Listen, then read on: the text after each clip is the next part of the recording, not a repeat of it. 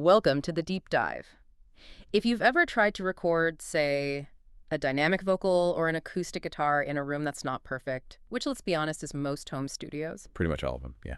you know how quickly noise and just dynamics can wreck a great take? hmm So today we're doing a deep dive into the DBX286SV. It's a microphone preamp A processor channel strip, basically. in a box. Exactly.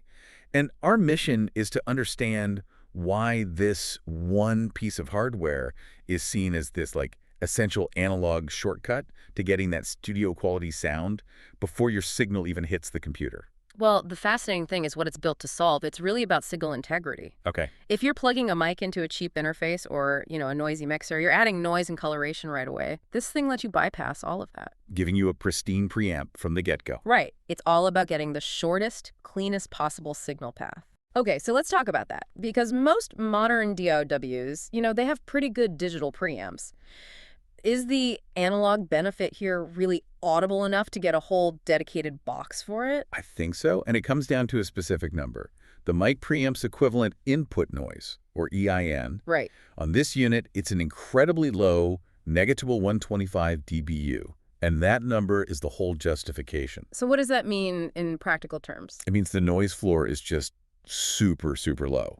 So when you crank up that gain control, you're only boosting the beautiful tiny details in the voice or the instrument, not a bunch of digital hiss. And it has the other essentials too, right? Like phantom power. Of course, you get switchable plus 48V phantom power, and this is crucial, an 80 Hz high-pass filter. And that's key because you're cutting out all that low-end hum and rumble before it even gets to the compressor. Exactly. So the compressor isn't wasting its time reacting to all this subsonic junk that you can't even hear anyway. Smart. So once you have that clean signal, what's next? Then you hit the first big processor, the classic DBX compression.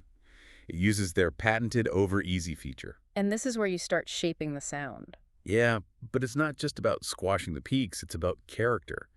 The way this analog curve works, it adds these subtle harmonics that kind of glue the vocal into the mix. That's something that digital plugins sometimes struggle with. They do.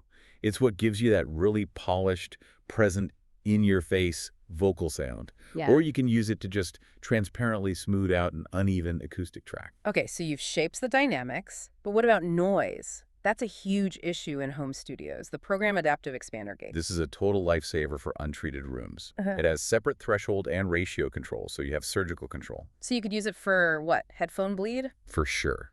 Set it subtly to cut out headphone bleed, or if you're miking a noisy guitar amp, you can set it to radically gate all the static between the chords. Really clean things up. Once your dynamics and noise are handled, you have to deal with those harsh, high frequencies.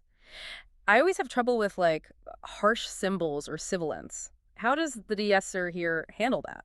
The key is that it's frequency tunable. So you could pinpoint the problem. You can zero right in on that harsh sus sound, which is usually somewhere between 5 kilohertz and 8 kilohertz, and just tame that without making the whole track sound dull. Now, this is the part of the unit that always surprised me, the enhancer section. You've got an HF detail control and an LF detail control. What does detail even mean here? Think of it like an exciter. The HF detail, the high-frequency one, it synthetically adds these harmonics that trick your ear into hearing more sparkle, more crispness. Which is great if you're using a cheaper mic that sounds a bit flat. 100%. Yeah. And then the LF detail control is really clever. It doesn't just boost the bass. It adds fullness and depth while cleaning up those muddy low-mid frequencies. That 200 to 400 hertz range that just clutters up a mix. Exactly. Gets rid of the mud. So to make all this work together, you need good connectivity. It has the standard XLR mic input and a 1/4-inch line input. Right, for instruments or pre-recorded tracks. But the critical one is the insert jack, Why is that so important? because it sits right between the mic preamp and all the processing sections. It lets you loop out to your favorite external piece of gear. Oh, like a special EQ you love or a delay unit. Any external processor. Yeah. You can put it right in the chain before the DBX compression and everything else. Plus, you have all the metering and status LEDs on the front so you can actually see what you're doing. You're not flying blind. So when you put it all together, what this means for you, the listener, is you're getting a whole professional channel strip in one box. The part number is DBX286SV. It gives you that analog control and quality right where you need it most at the very beginning of your chain. It does. And if we circle all the way back to that Naxon 125 dBu noise floor we mentioned at the start, that figure is really a statement. It means that every single thing you do with the compressor, the gate, the enhancer, it's only affecting the audio you want it to affect, not a bunch of underlying noise. So it makes you stop and think. How many of your current recording problems are actually just bad dynamic range and noise being introduced right at the very first step, right at the input stage? That's something to mull over on your next project.